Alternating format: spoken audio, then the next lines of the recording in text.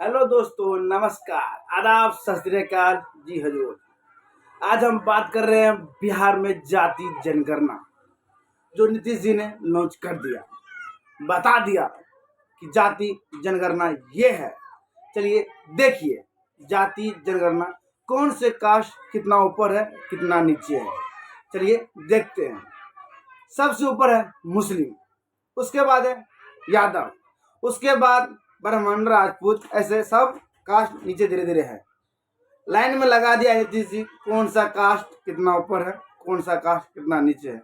आप साथ साथ मेरे स्क्रीन वीडियो पर देख सकते हैं कि कौन से कास्ट कितना है, कितना कम, कितना ज़्यादा, कितना बहुत, कौन से कास्ट को कितना अंक मिला है, क्या नंबर पे है।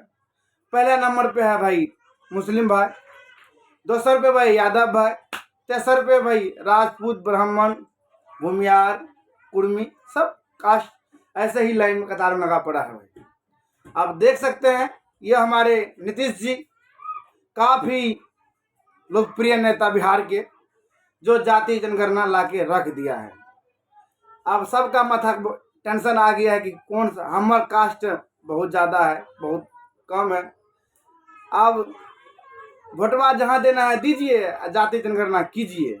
चलिए भाई देखिए जाति जनगणना कैसा है, कैसा लगा ये वीडियो आप बताइए कमेंट बॉक्स में।